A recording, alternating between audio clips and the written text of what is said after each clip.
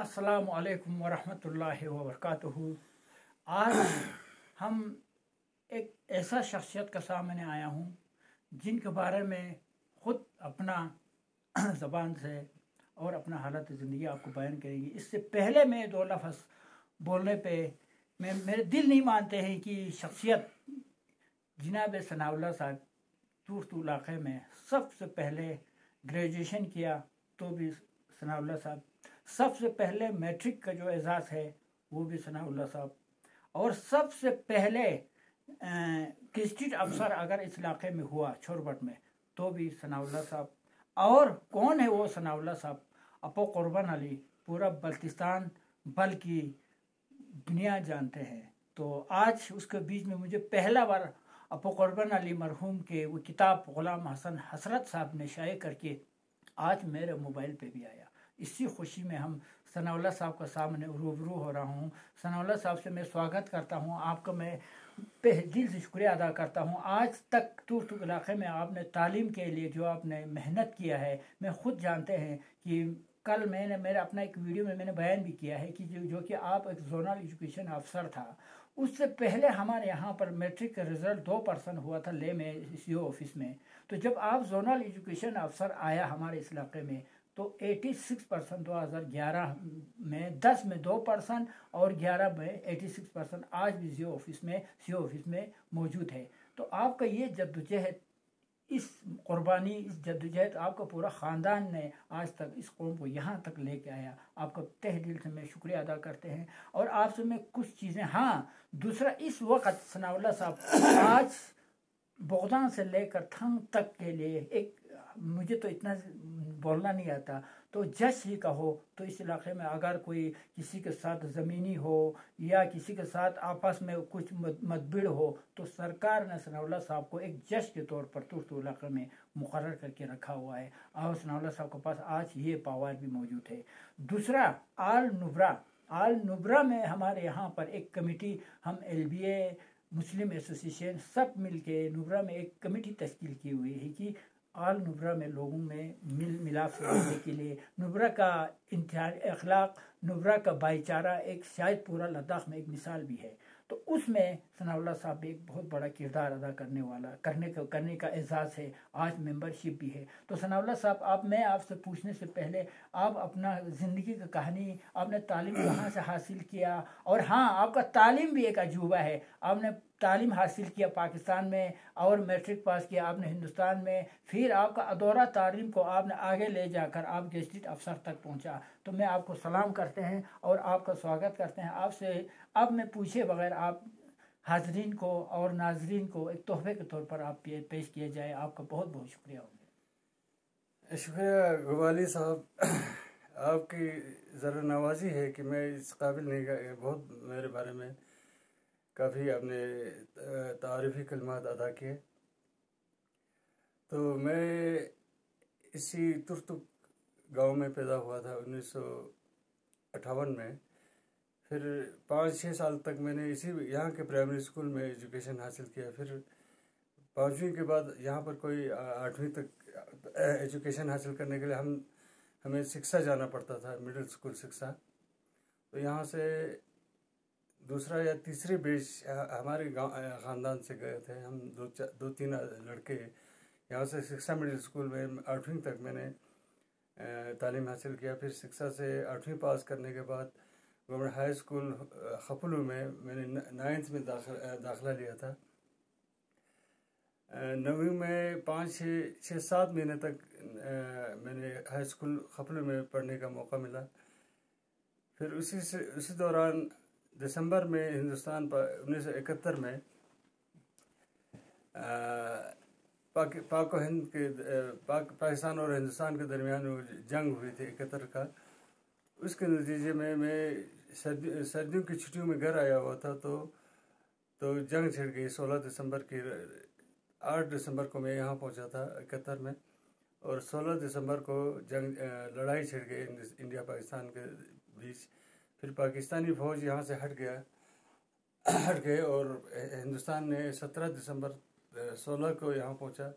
17 दिसंबर को seize fire का ऐलान हुआ, जंगबंदी ऐलान हुआ था। تو اسی کے نتیجے میں یہاں رہ گیا. تو 2-4 سال تک میں بغیر ایجوکیشن کے یہاں رہنا پڑا کہ آگے جانے کے لیے تعلیم حاصل کرنے کے لیے ہندر ہائی اسکول جانا پڑتا تھا انڈیا میں آنے کے بعد. 3-4 سال تک ہمیں کسی کو آگے جانے کی اجازت نہیں تھی، تو کسی کو تعلیم حاصل کرنے کا یا کہیں. تو 1975 میں ہائی اسکول ہندر میں نے 10ویں میں داخلہ لیا تھا بغیر کسی سرٹیفکیٹ کے. میرے پاس کوئی سرٹیفکیٹ بھی نہیں تھا اسکول کا. تو ہائی اسکول ہندر میں ایک مکھن لال بخشی نام کا ایک ہیڈ ماسٹر صاحب تھا. اس کی مہربانی سے مجھے داخلہ ملا 10ویں میں. تو میں نے ہندر سے 1976 میں میٹرک کا ایگزام پاس کیا. پھر اس کے بعد میرے والد صاحب نے کہا اب تو تمہیں کچھ نوکری کرنا پڑے گا. تو میں نے ٹیچر کی جاب حاصل کر لی 1979 میں. پھر پرائیویٹلی میں نے ایجوکیشن حاصل کیا. پھر گریجویشن کیا 1987 میں ٹیچر کی جاب پہ ہوتے ہوئے. پھر 1987 کے بعد 1990 میں نے B Ed College of Education Srinagar سے بی ایڈ کی ڈگری لی. ریگولر سری نگر میں 1 سال رہ کر ٹریننگ کیا. پھر اس کے بعد 1993 میں میری پروموشن ہوئی ایز ماسٹر. پھر 98 میں ایز ہیڈ ماسٹر. پھر ہیڈ ماسٹر پروموشن ہوا تھا. پھر 2009 میں مجھے زونل ایجوکیشن آفیسر کے طور پر ترقی ملی.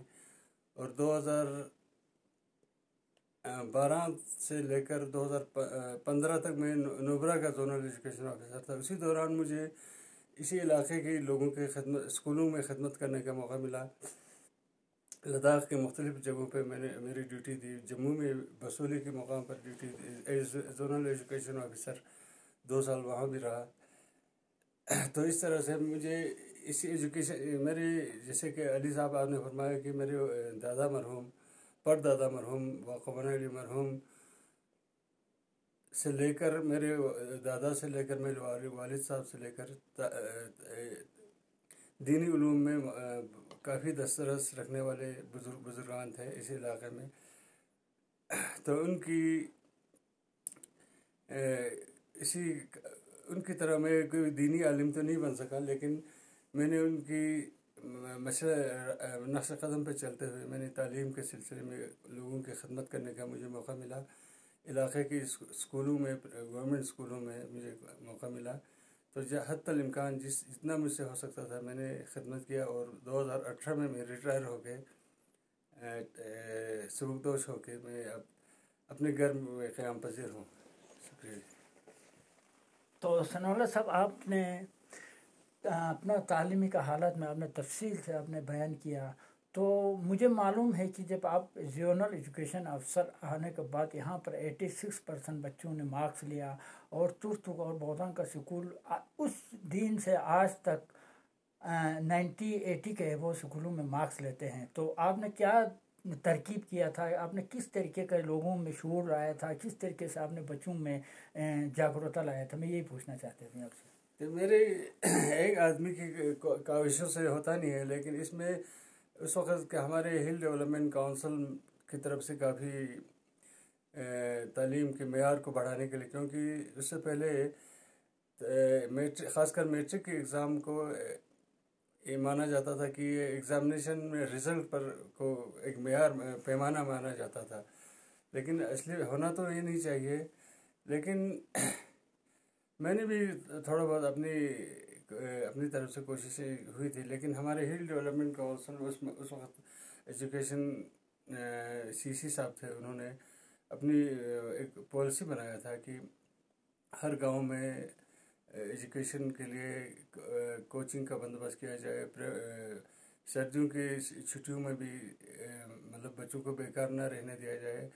ٹیچرز کو موٹیویٹ کیا جائے، ان کو راغب کیا جائے، آمادہ کیا جائے کہ زیادہ سے زیادہ تندہی اور جان پہچانی سے خاص کر کے میٹرک کے ایگزام کے جو رزلٹ کو مد نظر رکھتے ہوئے کچھ ایسی کوششیں کیا تھا. میں بھی اس کا ایک حصہ تھا، کیونکہ میں ایک زون کا انچارج ہوا کرتا تھا ایک علاقے کا. تو ہر زونل ایجوکیشن کو یہ حکم دیا گیا تھا کہ اپنے اپنے علاقوں میں اسکولوں میں میٹرک کے ایگزام میں کوئی رزلٹ کو بہتر بنایا جائے. تو یہاں کے اس میں ایک آدمی کے کوششوں سے ہوتا نہیں ہے. اس میں ٹیچرس بھی انوالو ہونا پڑتا ہے, بچے بھی انوالو ہونا پڑتا ہے, والدین کا بھی اس میں رول ہونا پڑتا ہے. تو ہم نے والدین کو خاص طور پر ایجوکیٹ کرنے کی, موٹیویٹ کرنے کی کوشش کیا. بچوں میں کی حوصلہ افزائی کے لیے طرح طرح کی کچھ ایسے اقدامات کیے کہ اس سے رزلٹ میں بہتری آئے. تو ایک دن میں یہ سوال نہیں, کئی سالوں کے بعد رزلٹ میں بہتری آنے لگی آہستہ آہستہ. تو دوسرا جو آپ کو سرکار نے اس علاقے میں ایک خصوصی پاور دے رکھا ہے, اور اس علاقے میں آپ کو کسی کے گھر میں مسائل ہو یا کسی علاقے میں ہو یا کسی کے ساتھ کوئی بھی مسائل ہو, تو سرکار نے آپ کو دیکھنے کے لیے اور آپ کو ان چیزوں کا حل کرنے کے لیے, یا آپ سے نہیں ہو سکتا ہے تو آپ آگے کورٹ میں بھیجنے کے لیے آپ کو تعینات کر رکھے ہیں. تو اس میں عوام کو کیا کرنا چاہیے آپ کا مدد لینے کے لیے, یا آپ کو پبلک کے ساتھ کس طریقے سے ڈیل کرنا چاہیے, اس کے بارے میں آپ واضح کریں. تو اس سلسلے میں عرض کرنا چاہتا ہوں کہ ہمارے علاقے میں ہمارے نیشنل لیول پر نیشنل لیگل سروسز اتھارٹی بنا ہوا ہے, اور اسٹیٹ لیول پر اسٹیٹ لیگل سروسز اتھارٹی ہے. ڈسٹرکٹ میں ڈسٹرکٹ لیگل سروسز اتھارٹیز, اور تحصیل میں تحصیل لیگل سروسز کمیٹیز بنے ہوئے ہیں. تو ہمارے نبرا میں بھی تحصیل لیگل سروسز اتھارٹی کمیٹی کا چیئرمین ہے ہمارے منصف صاحب, ڈسٹرکٹ میں تعینات ہیں, تشریف رکھتے ہیں. اور لے میں district services legal services authority ہے.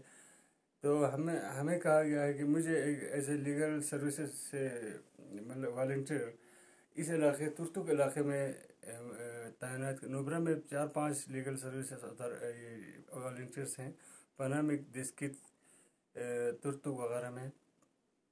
تو ہمارا یہ کام ہوتا ہے کہ لوگوں کو قانونی طور پر کچھ مشکلات کا سامنا کرنے کے پڑے. کسی کو اپلیکیشن لکھنے میں کوئی دشواری پیش آئے, کسی کے راشن کارڈ بننے میں کوئی دشواری پیش آئے, کسی کو پینشن اولڈ ایج پینشن بڑھاپے کی جو پینشن ملتا ہے وہ ملنے میں کوئی پرابلم آئے, یا کسی بندے کو یہ اچھا جی کہ لیبر کارڈ بنتے ہیں, جو مزدور طبقہ ہے ان کے لیے ایک خصوصی رعایت ملتی ہے کہ ان کا ایک لیبر کارڈ ملے تو ان کے 2 بچوں کو وظیفہ بھی مقرر کیا جاتا ہے. تو ایسی چیزوں میں معاونت کرنا ہمارا کام ہے. لوگوں کو اویئرنیس پیدا کر, لوگوں میں جاگرتی پیدا کرنا, ان میں جانکاری پیدا کرنا دینا میرا کام ہے. کوئی بھی قانونی طور پر کوئی مسئلہ پیدا ہو تو میں آگے پہنچانا میرا کام ہے. ان لوگوں کو جو مصیبت کا شکار کوئی بندہ ہو, یا کسی لیڈیز کے ساتھ کوئی زیادتی ہوا ہو, یا عورتوں کی تعلیم میں کوئی رکاوٹ پیدا ہو رہا ہو, یا کچھ بہت ساری جو بھی پرابلم ہو قانونی طور پر, تو لوگ میرے پاس آ کے ان کو کہنا ہے کہ ہمیں یہ پرابلم ہے, یہ مسئلہ ہے, تو میں ان کے مسائل کو آگے پہنچانا میرا کام ہے.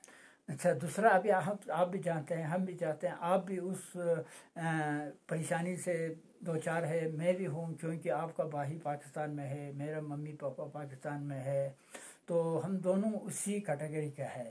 تو آپ مجھے آج اس لیے آپ کے پاس میں یہ کیمرہ لے کے آیا ہے کہ آپ پہلا بار غلام حسن حسرت صاحب نے اپو قربان علی مرحوم کو دنیا کے سامنے لایا, اور ہم اور آپ کا بھی مشکور ہوں کہ آپ نے وہ کتاب مجھے بھی دے دی. انشاءاللہ آج رات کو میں وہ کتاب پڑھوں گا. تو آپ اپو قربان علی کے بارے میں, اپو قربان علی کے کردار کے بارے میں ہمارا ہر پتھروں میں لکھ کے آتے ہیں. اپو قربان علی کی شعر و شاعری ہم پڑھتے ہیں, زیادہ تر فارسی میں ہوتا ہے. تو آپ نے کچھ اپو قربان علی کے نقش قدم پہ چلتے ہوئے آپ نے کوئی شعر و شاعری کی ہو, یا آپ غلام حسن حسرت صاحب کو آپ کس انداز سے آپ شکریہ ادا کرتے ہیں؟ میں تو اپنے انداز سے غلام حسن حسرت صاحب نے جو محمد حسن حسرت صاحب نے جو مجھے خدمت کیا ہے, میں کبھی زندگی میں نہیں بھول سکتے ہیں. اتنا بڑا آدمی اتنا چھوٹا آدمی کو اٹھنا بیٹھنا سکھا کر مجھے واپس بھیجا تھا. تو آپ کیا کہیں گے اس کتاب کے بارے میں اور اپو قربان علی کا حالت زندگی کے بارے میں؟ سب سے پہلے میں جناب محمد حسن حسرت صاحب, وہ جو مشہور اسکالر اور محقق بلتستان میں ہیں, موجود ہیں ابھی بھی, تو ان کا میں از تہ دل اپنے خاندان کی طرف سے میرے دادا مرحوم, پردادا مرحوم وہ قربان علی کے ان کی زندگی، ان کے فن اور ان کی شخصیت کے بارے میں، ان کی شاعری کے بارے میں ایک تفصیلی کتاب انہوں نے مرتب کی ہے، شائع بھی کیا ہے اس کا اردو سے. تو میں ہمارے خاندان کی طرف سے، ہمارے ترتک علاقے کی طرف سے، سب لوگوں کی طرف سے ان کا بہت بہت شکریہ ادا کرنا چاہتا کہ انہوں نے جو کام ہم سے نہیں ہو سکا، جو کام ہونا چاہیے تھا، بڑی دیر سے جس چیز کی ضرورت تھی کہ باقر مرحوم کی شخصیت، زندگی اور حالات زندگی، ان کی فن، شاعری، ان کے فلسفہ، علوم و فنون کے ان کو اجاگر کرتے ہوئے انہوں نے ایک کتاب ترتیب دی ہے ان کی شخصیت پر. تو ہمیں فخر ہے کہ ہم اس پردادا کے اولاد میں سے ہیں، لیکن ہم ان کے نقش قدم پر تو نہیں چل سکے. بہرحال تو باقر مرحوم کی زندگی کے بارے میں جیسے کہ میں نے آپ نے وہ کتاب آپ کو فارورڈ کیا ہے، بک میرے بھائی صاحب نے وہاں سے فارورڈ کیا ہوا تھا، واٹس ایپ پہ مجھے ملا. تو میں اپنے بھائی صاحب کا بھی شکریہ ادا کرتا ہوں کہ میں باقر مرحوم کی حالات زندگی جو میں نہیں جانتا تھا، وہ ساری چیزیں جو اشعار مجھے خود معلوم نہیں تھا، وہ حسرت صاحب نے ان میں لیا ہے، لکھ کے شائع کیا ہے. تو ان کی زندگی کے ایک الفاظ میں، ایک ہی لمحے میں، ایک ہی محفل میں بتائی جانے والی بات نہیں ہے. ان کی شاعری تو بلتی، فارسی، خاص کر بلتی زبان میں ان کے مراثی، مناقب، قصائد وغیرہ ہمارے زبان زد خاص و عام ہیں. یہاں بغداد سے لے کر چھر بڑے علاقے میں، سارے بلتستان میں پہلے سے بھی جاری و ساری ہے.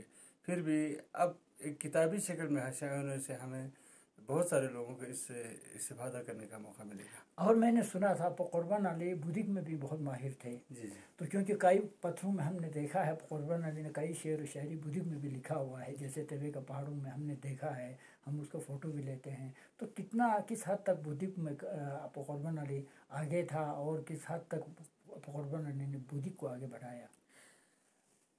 باقر مرحوم ایک شاعر ہونے کے ساتھ ساتھ ایک تاجر بھی تھے، ایک زمیندار بھی تھے. وہ ہر زندگی کے ہر شعبے میں مہارت رکھتے تھے.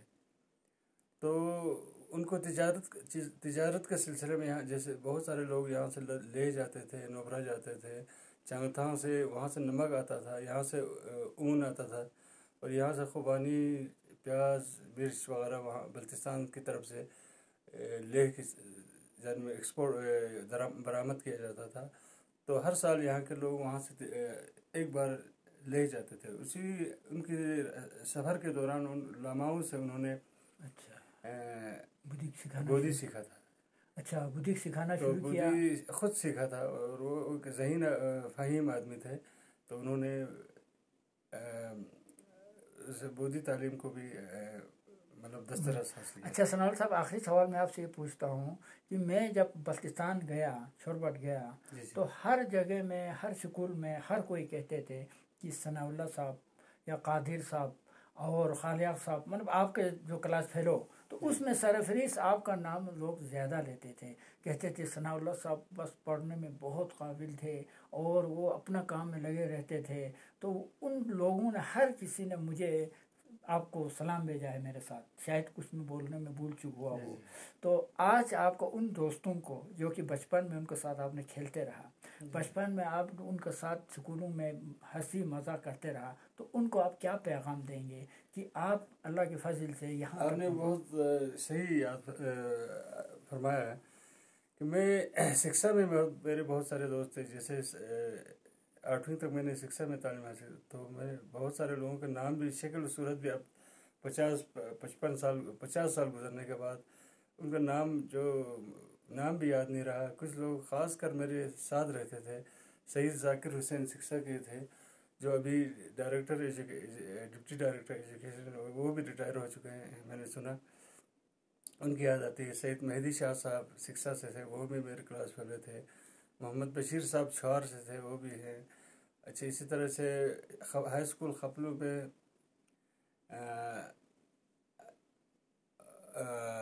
عبدالحمید بلغاری صاحب، حامد بلغاری صاحب ہیں، جو سیکٹری वफाकी लेवल पर सेक्रेटरी रिटायर हो चुके हैं, बलगार से हैं। वो डॉक्टर मलिक साहब के साहिबजादे हैं। उनकी बहुत याद आती है और मुझे बहुत सारे लोगों के नाम तो इस वक्त याद नहीं आ रहा है, तो उन दोस्तों की याद बहुत आती है। मैं उन सबको बस्ता सलाम अर्ज़ करना चाहता हूँ। अब उम्र की इस मरहले में मतलब इस स्टेज पे पहुंचकर अब क्या अर्ज़ करता था। ख़ासकर परदेश में हमसे बिछड़े हुए हैं वो लोग, मुलाकात तो नहीं कर सकते। अब ये अगर वीडियो वो देखें तो सारे लोगों को मेरी तरफ से दस्ता बस्ता सलाम अर्ज़ करना चाहता हूँ। तो आखिर में अब इस यहीं पे हम क्लोज़ करते हैं। तो आप सब जानते हैं हम दोनों भाई हैं, दोनों रिश्तेदार भी है, और दोनों उस हालात से हम गुज़र रहे हैं अपनों से बिछड़ कर। तो मोहम्मद बशीर साहब को खुसूसन मेरे तरफ से हाथ जोड़कर, और अहले बच्चों को, क्योंकि इन्होंने मेरा कर्तों में इतना खिदमत की, ये हम कभी नहीं भूल सकते हैं। तो इसमें से हजरत साहब का नाम हम ले ही लिया, गुलाम मोहम्मद यूसुफ हुसैन आबदी साहब का नाम लेने से मैं नहीं चूक सकते हैं। उसके बाद अब्बास काज़मी, सब मैं बड़े 2-4 बुज़ुर्गों का नाम ले रहा हूँ। तो इसी तरह हम तमाम बल्तिस्तानियों को हम दोनों की तरफ से शुक्रिया अदा करते हैं। आखिर में मैं आपको बस्ती में एक शेर शायरी, शायद मैं अप कुर्बान अली का रिश्तेदार हूँ, लेकिन असली अप कुर्बान अली का ख़ानदान में से है, लेकिन सनाउल्लाह साहब ने तो कोई शायरी पेश नहीं किया। अब मैं सनाउल्लाह साहब का जगह पे मैं ख़ुद आपको एक शेर शायरी पेश करते हैं। तो उसमें कहते हैं कि ठुबाना ओत बारे थोंग मा दीदार लार द्यां से योत, ठुबाना ओत बारे थोंग मा दीदार लार द्यां से योत, यती शोक शोक के सिद ग्रिम भाग लतें जी ह्यां से योत, मुझे लोंबार दोंगी थत खुद न बार सों से नसोता ध्यां से योत, शिवे सों पीर मखा दम संग सोने बेस नाश नंगास कम संग मधु पा लो मती छम संग। खुदा हाफिज़। यू अगर भूल चूक हुआ हो तो इसमें कोई कमी पेशी हुआ तो आप लोग ज़रूर माफ़ कीजिए। और इस चैनल को, इस प्रोग्राम को, ये एक तारीख़ी प्रोग्राम है, तो इसको आप शेयर कीजिए, दुनिया को दिखाइए, सब्सक्राइब कीजिए, ताकि बढ़ती सकाफ़त, बढ़ती पाकिस्तान हिंदुस्तान सरहद ज़रूर है, लेकिन दिल का सरहद आज करीब है, वो हम सब जानते हैं। मैं पाकिस्तान जाकर 10 महीना बैठा, तो मुझे जो खुशी मिला है, मुझे जो आज़ादी मिला है, शायद 45 साल में नहीं मिला। तो आखिर में हम आप सबको अर्ज़ भी करते हैं, रिक्वेस्ट भी करते हैं और सलाम भी करते हैं कि दिल की मोहब्बत को जारी रखिए। आखिर ज़बान अल्हम्दुलिल्लाह रब्बिल आलमीन।